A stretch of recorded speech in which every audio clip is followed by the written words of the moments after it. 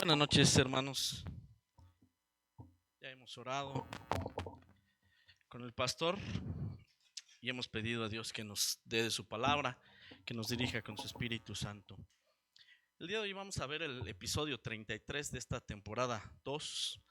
Estamos viendo al rey David y el día de hoy vamos a considerar los capítulos 10 y 11 del segundo libro de Samuel, parte del 11. Apenas vamos a considerar la introducción. Hablaremos de los amonitas y de los sirios en primera parte. La semana pasada nos quedamos, o lo último que veíamos es a David aplicando misericordia con Mefiboset, ¿verdad? Un hombre lisiado, un hombre que decíamos no tenía ni la menor oportunidad de poder participar de la mesa del rey, pero David fue misericordioso y cumplió además su palabra que tenía con Jonatán, su amigo.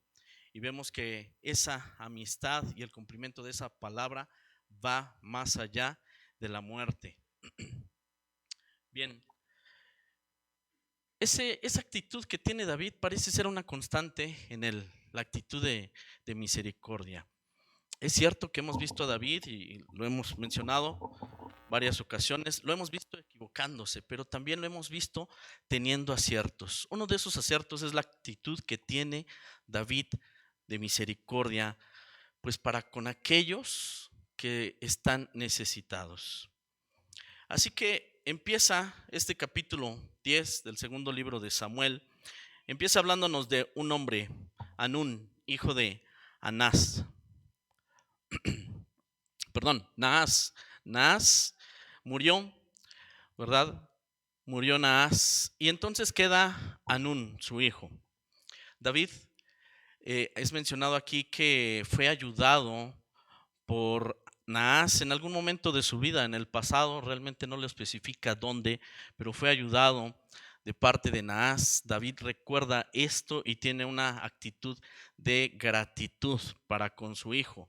Entonces, bueno, pues al haber perdido a su padre, David quiere consolar, quiere de alguna manera, ¿verdad? Pues formar o participar de este tiempo, pues de luto de Anún. Y para eso, pues él no va directamente, siendo rey y seguramente con muchas cosas, él no va directamente, pero manda a hombres que lo van a representar, ¿verdad? Estos hombres van a consolar a este Anún. Esa es la tarea que les ha encargado David. Es una actitud de misericordia de parte de David. Pero curiosamente las cosas muchas veces no son como o no resultan como nosotros esperamos, ¿verdad? David tiene la actitud de llorar con los que lloran, como dice Romanos 12:15. Pero resulta que del otro lado no reciben, ¿verdad? En la misma forma la actitud de David. Sus acciones pues son tomadas de manera contraria. Aquellos que están alrededor de Anún lo asesoran y le hacen allí algunas preguntas. Le dicen, ¿te parece que por honrar David a tu padre te ha enviado consoladores? ¿Tú crees de verdad que David lo que quiere es darte consuelo? ¿Sí le crees a David eso? Es lo que le dicen ellos, ¿verdad? ¿No ha enviado David sus siervos a ti para reconocer e inspeccionar la ciudad para destruirla? Dice, con esta pregunta le dicen, la verdadera intención que tiene David es destruir la ciudad. Lo que quieren es conocer, inspeccionar, son espías, ¿verdad? Y lo que quieren es destruir la ciudad. Bueno, esa no era la verdad. Sin embargo, tampoco podemos acusarlos de pensar esto porque David venía, ¿verdad?, de enfrentar muchas batallas y de muchos pueblos allá alrededor. Ya habíamos visto el capítulo 8 justamente en ese sentido. Así que, pues parece un razonamiento lógico también esto que dicen ellos. Bien, pero efectivamente hacen que Anún tenga una actitud diferente, como que se prendan ahí las alarmas y Anún tiene una actitud diferente. Dice el versículo 4 que Anún, pues sin duda da órdenes de que se les rape la mitad de la barba. Se les rasuró la mitad de la barba. Les cortó los vestidos por la mitad hasta las nalgas, dice el versículo 4, y los despidió así. Esto es una humillación hacia ellos, es un trato humillante, exponerlos de manera vergonzosa de esta manera.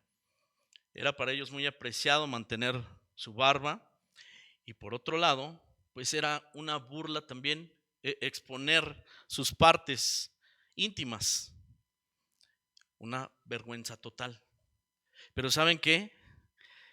Veía esto y es muy interesante. Es como si se lo hubieran hecho a David. Esta actitud fue también en contra de David, porque es David el que los envió. Ellos iban en representación de David. Y recordaba algo que dice el Señor Jesús allá en Mateo capítulo 10, versículo 40. El que a ustedes recibe, me recibe a mí. El que los recibe a ustedes, me recibe a mí. Y el que me recibe a mí, dice, recibe al que me envió. Bueno, esta actitud va también hacia David, precisamente por las palabras que podemos ver que dice el Señor Jesús. Va también hacia David. ¿Esto qué puede provocar? Diapositiva 3, por favor. ¿Esto qué puede provocar? Se van a disparar allí algunas cosas, ¿verdad? Los amonitas se van a dar cuenta de lo que hicieron. Y evidentemente David no los va a ver con buenos ojos. Así que se dan cuenta de esto. Y dice ahí la escritura que se hicieron odiosos a David. Se hicieron odiosos a David. Obviamente no los iba a ver con buenos ojos. Así que, ¿qué hicieron los amonitas? Se empezaron a preparar, ¿verdad?, para la guerra. Empezaron a reunirse con los sirios y llamaron a sirios de Bet Rehob, de Soba, de Maaca y de Istop. Hicieron allí equipo de alguna manera con los sirios. Y entonces, ya que ellos se están preparando y David se da cuenta de esto, pues entonces David envía a su ejército de valientes. Recordaremos que este ejército de valientes originalmente eran hombres que estaban afligidos, estaban amargados, hombres endeudados. Y bueno, va pasado el tiempo, han tenido con David muchas experiencias y todas estas cosas han cambiado. Así que ahora dice, David envía, en el versículo 7, David oye y envía entonces a Joab, que es el general del ejército, lo envía con todo el ejército de los valientes, ¿verdad? Ahora le llama al ejército de los valientes. Antes, afligidos, amargados, endeudados. Hoy son los valientes. Bien, dice ahí en el capítulo 10 que se organizan los amonitas, se ponen al frente y en la retaguardia se ponen los sirios. Perdón, al revés, los sirios se ponen al frente, los amonitas en la retaguardia. Y el caso es que el ejército de Israel queda en medio el ejército de Israel. Joab es el general, está al frente. Cualquiera se podría atemorizar, ¿verdad? Cualquiera pensaría que tiene pues pocas oportunidades de salir librado de esta batalla. Pero resulta que Dios, sabemos que es Dios siempre dirigiendo. Los éxitos son de Dios, ¿verdad? Entonces, Dios dirige en este caso a Joab, y Joab piensa esto: vamos a dividir el ejército en dos, ¿verdad? Y entonces Joab se dirige con los sirios. Y mientras tanto le encarga a su hermano Abisai a dirigirse con los amonitas. Y dice en el versículo 11, dice Joab: si los sirios pudieren más que yo, tú me ayudarás. Y si los de Amón pudieren más que tú, entonces yo te daré ayuda. Joab no da lugar a la derrota. Sencillamente, el que termine primero le ayuda a su compañero, ¿verdad? En otras palabras, el que termine primero le ayuda a su compañero. No hay lugar para la derrota. Bien, Dios le va a ayudar en esto. Dice el versículo 12, y es algo que sabe Joab: esforcémonos por nuestro pueblo y por las ciudades de nuestro Dios, y haga Dios lo que bien le pareciere. Joab deja todo en manos de Dios. Esto que vamos a hacer es por el pueblo de Dios, ¿verdad? Esto que vamos a hacer es por las ciudades de nuestro Dios. Dice Colosenses capítulo 3, versículo 23, todo lo que hagan, háganlo de corazón, como para el Señor y no como para los hombres. Entonces, algo que tiene bien claro Joab es que esta batalla es por el Señor y lo pone en manos de Dios, porque dice al final del versículo 12, y haga Dios lo que bien le pareciere. Está en manos de Dios, dependemos de Dios, Él es el que va a hacer la obra para que o ganemos o determine Dios otra cosa. Lo ha puesto en manos de Dios. ¿Qué va a encontrar? En el versículo 13, versículos 13 y 14, en resumen, nos dicen que los sirios huyeron de Joab. Los sirios se escaparon. Y los amonitas, viendo esto, pues también buscaron huir de Abisaí. Algo que quiero resaltar en esta parte que estamos leyendo, y esto es lo que me llamó la atención mucho de este capítulo, regreso al versículo 7. Dice que cuando David oyó que se estaban preparando para la guerra, estos enemigos, envió a Joab con todo el ejército de los valientes. David no fue. David envió a Joab. Y quiero resaltarlo, vamos a ponerle un pin, quiero resaltarlo precisamente por lo que va a acontecer en el siguiente capítulo. En este momento, David decide no ir y manda a Joab. Dios va a respaldar a Joab precisamente por la actitud que tuvo Joab.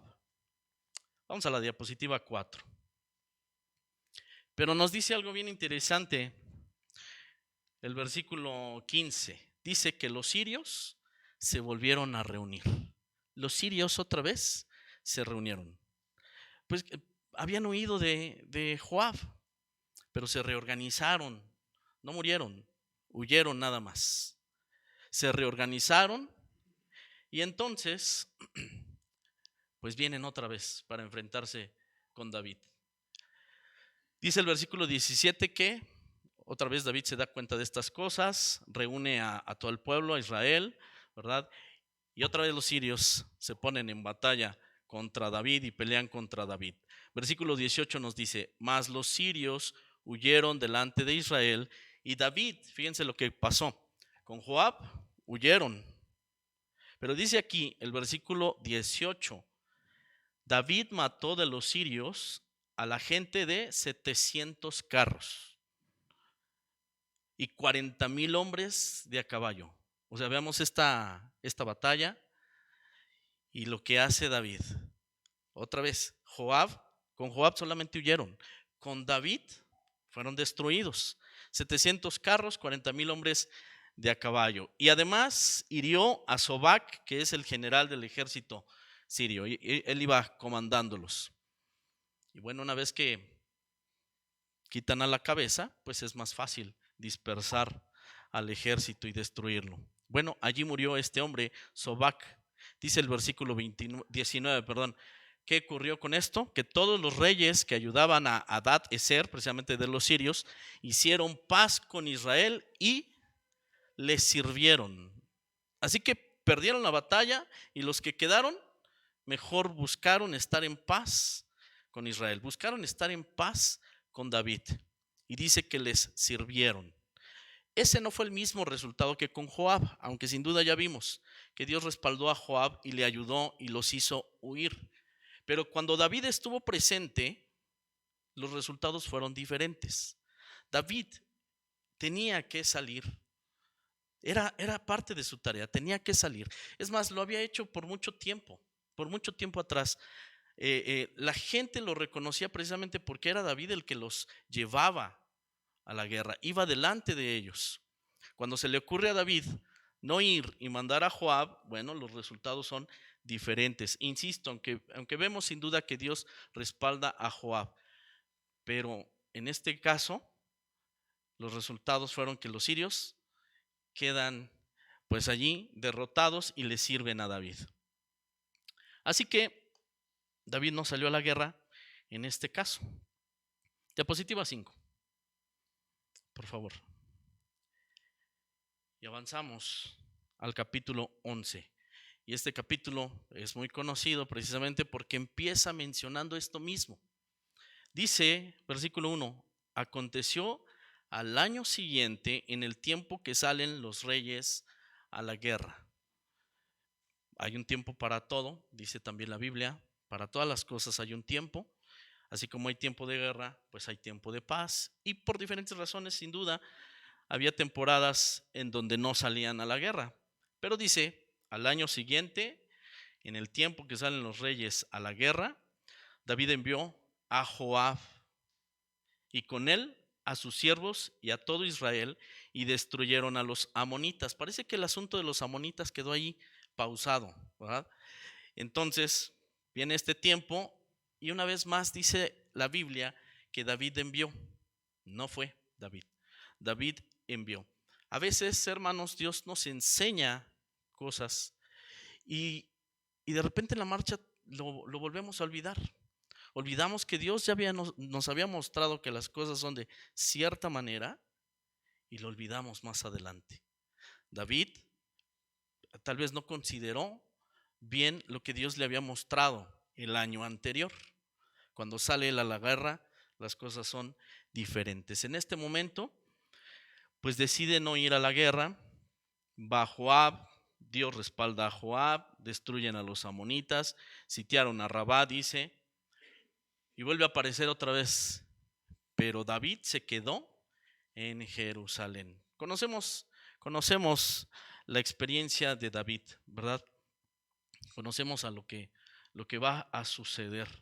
Dice el versículo 2, y sucedió un día, al caer la tarde, que se levantó David de su lecho y se paseaba sobre el terrado de la casa real. ¿Y qué pasó? Vio desde el terrado a una mujer que se estaba bañando, la cual era muy hermosa. ¿Qué vio David? Una mujer se estaba bañando y dice era muy hermosa. Bien, sería bueno preguntarnos, ¿qué haríamos? ¿Qué haríamos? ¿Qué deberíamos de hacer? Nosotros los hijos de Dios, ¿qué deberíamos de hacer? Alguna vez se explicaba de esta manera. Una cosa es mirar y otra cosa muy diferente es regresar la mirada y aún mantenerla allí. Y dejar que empiece a volar la imaginación. Y dejar que empiecen a suceder cosas, incluso en el corazón. ¿Sí? Porque él no se quedó allí. Vio que se estaba bañando, era muy hermosa, y dice el versículo 3, y además dio un paso más. Empezó a avanzar. Y dice, envió David a preguntar por aquella mujer. Dejó David que nacieran cosas en él. Lo dejó. Bien, entonces manda a preguntar por ella y además le dicen, ella se llama Betsabé, es hija de Eliam y tiene esposo. Se llama Urías, ¿verdad? Tiene esposo.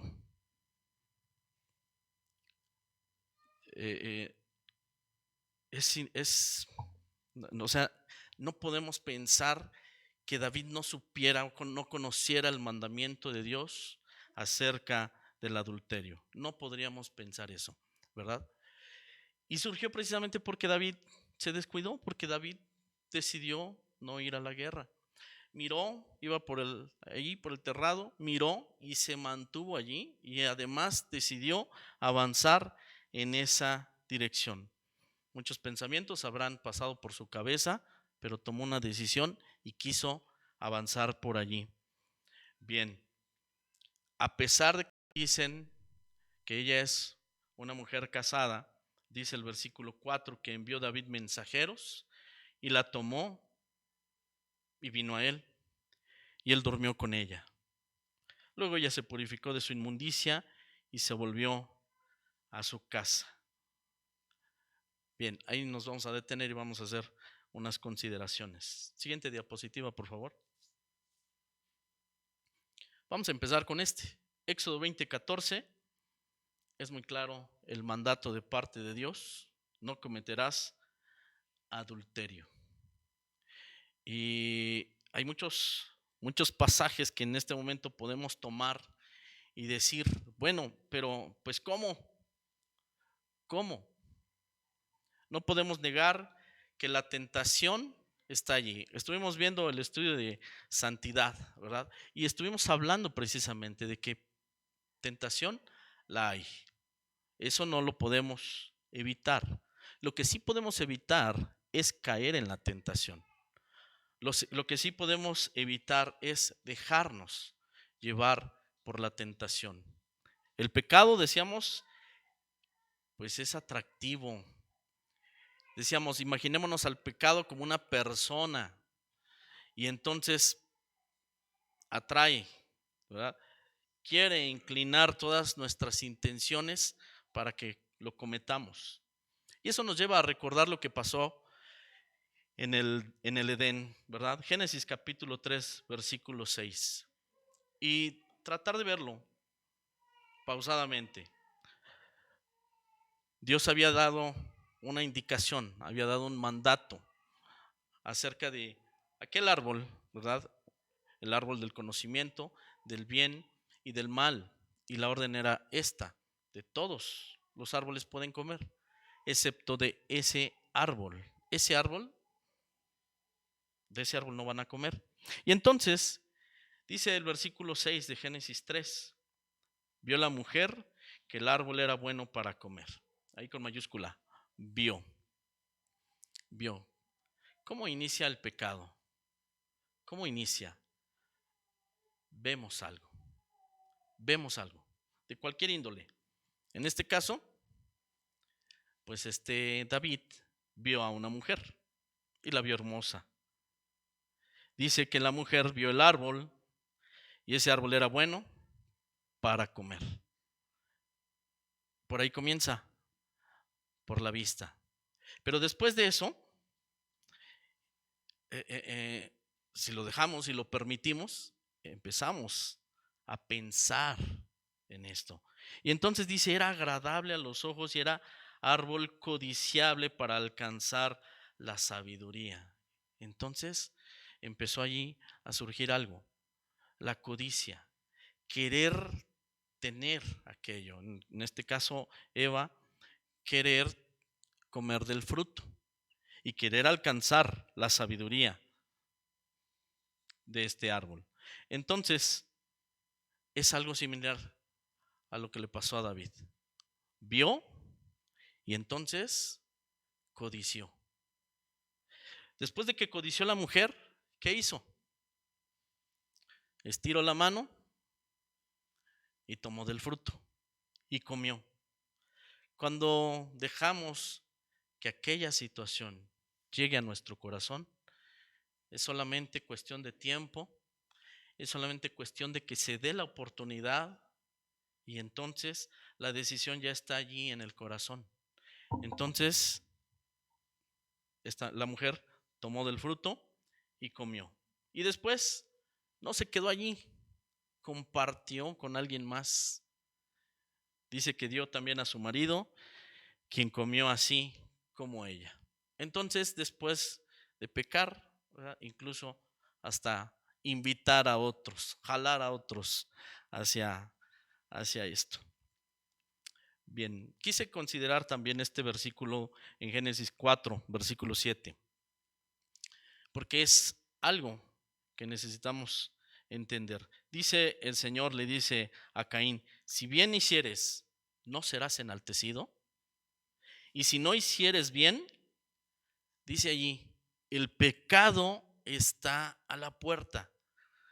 Atención, el pecado está a la puerta. El pecado está próximo. Si tú ves y si tú empiezas a albergar pensamientos o situaciones allí en tu corazón, pues está a la puerta, está a la puerta. Somos llamados hoy a vivir en santidad.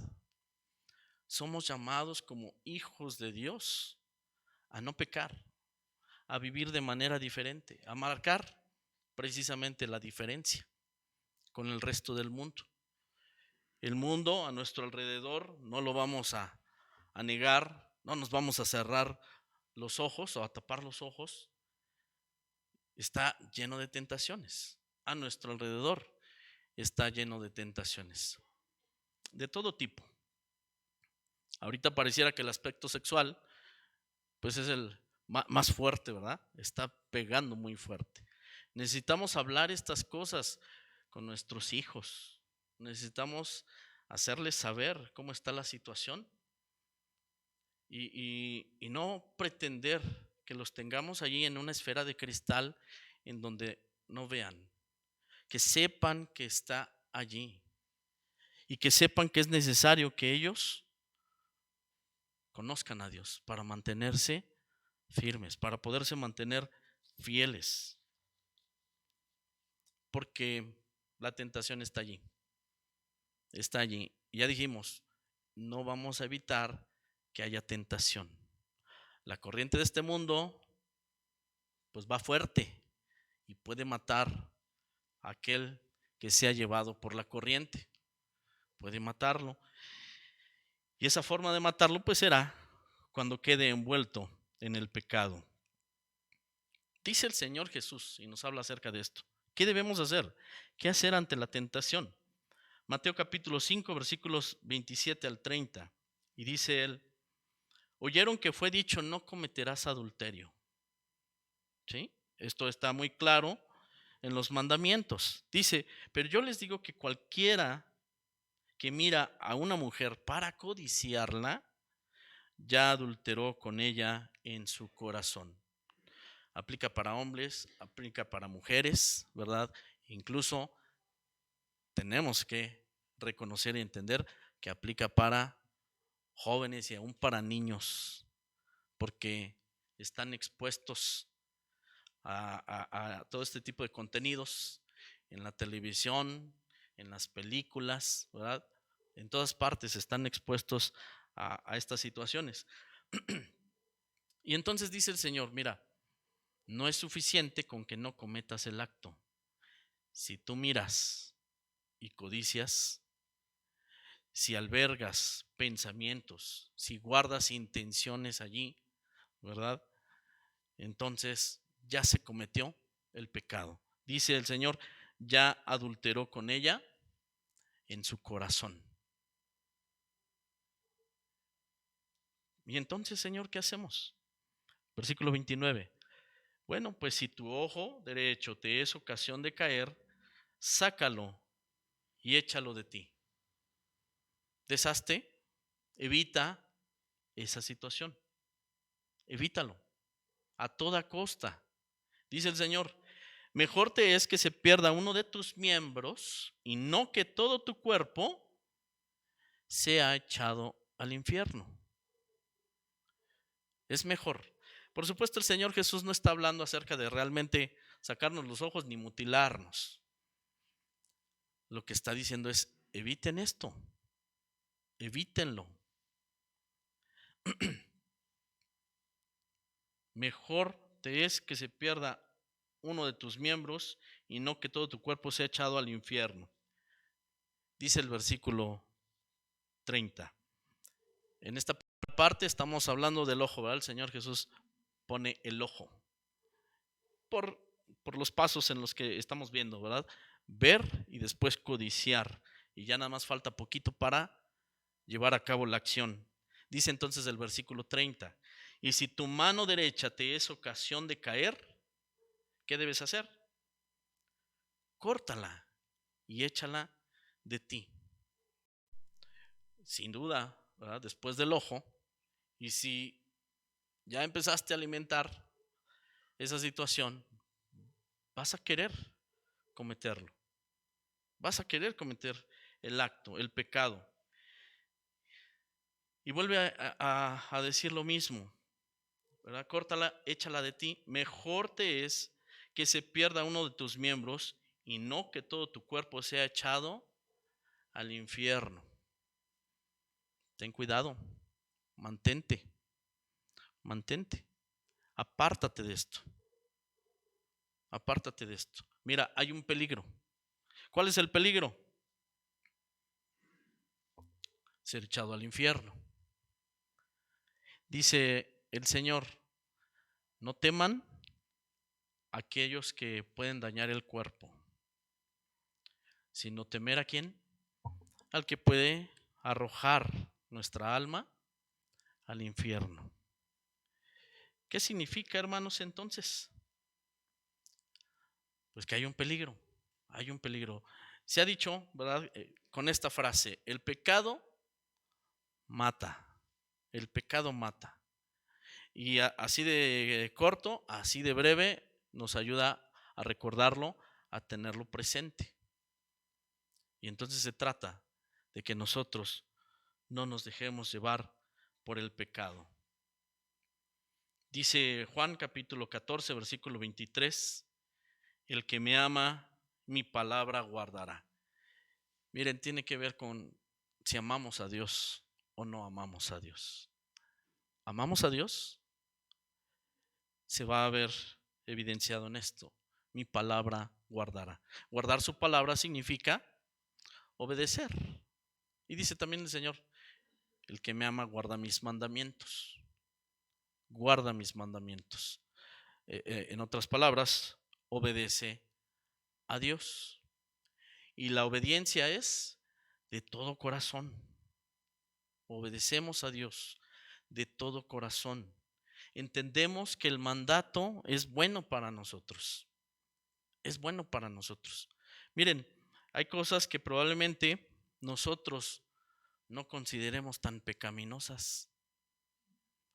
Hay cosas con las que nosotros, pues ahí vamos surfeando, ¿no?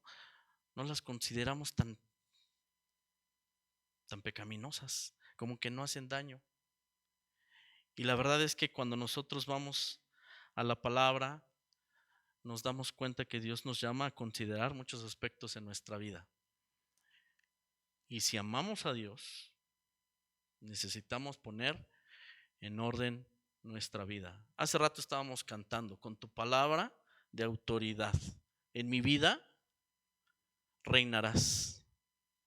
Que tanto deseamos eso. Que Jesús reine sobre nuestras vidas. Su palabra es de autoridad. Su palabra no es una propuesta, ¿no? Si quieres, si no quieres, no. Es un mandamiento. Es un mandamiento. Y cuando el Señor Jesús nos empieza a hablar de cosas así y que hay un peligro y dice, apártate de esto, necesitamos atender su voz. Ahora, entendámoslo nosotros, los adultos, ¿verdad? Y transmitámoslo a los adolescentes, a los pequeños.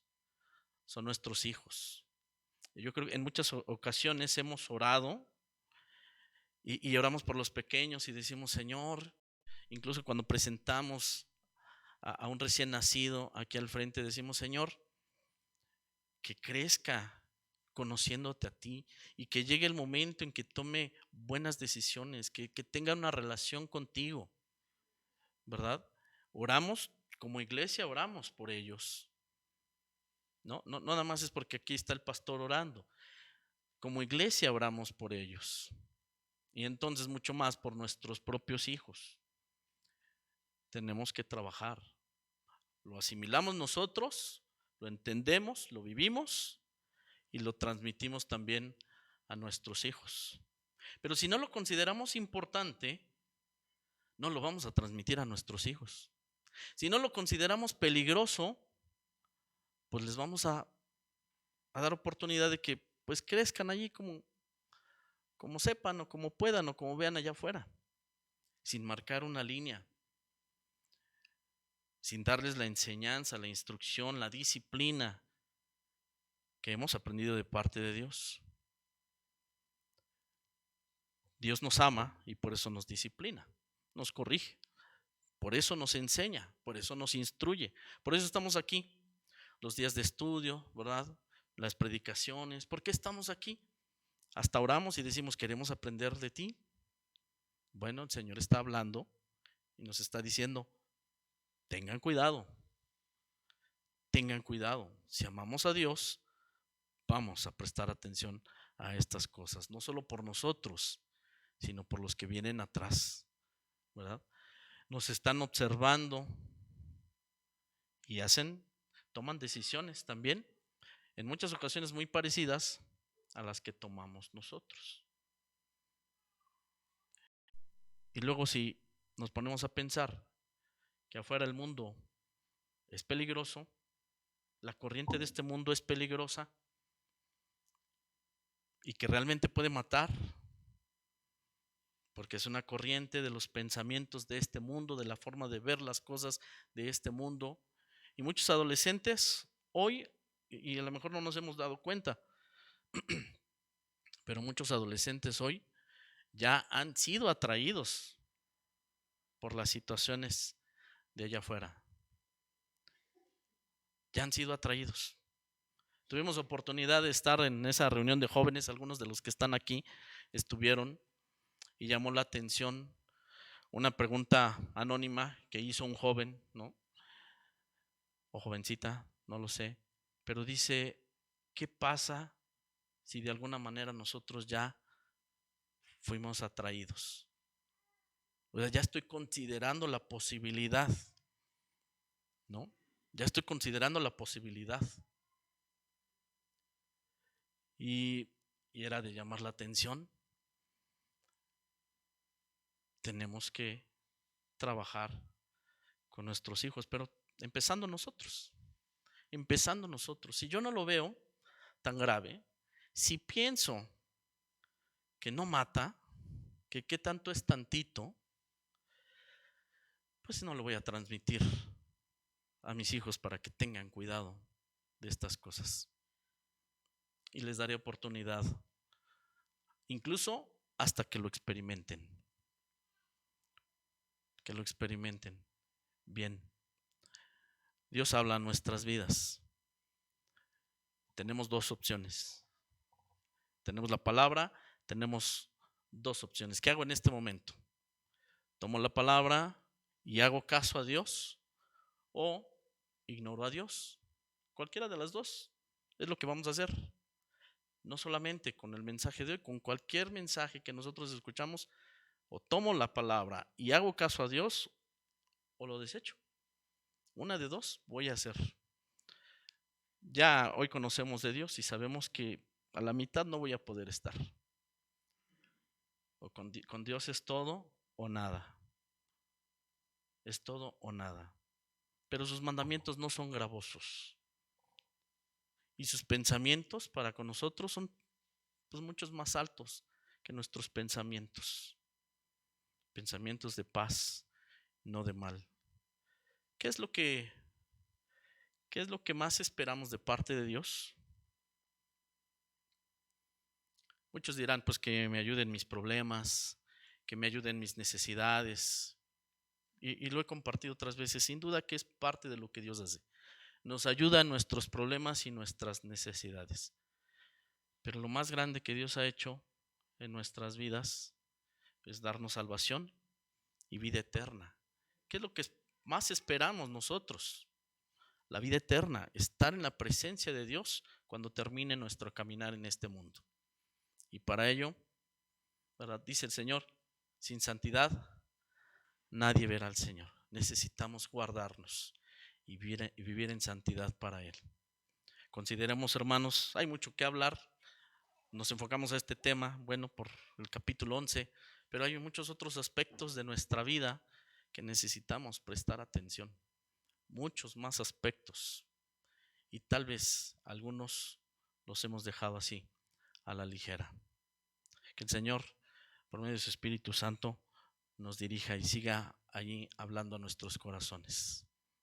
Que Dios les bendiga, hermanos. Dejo el lugar al pastor.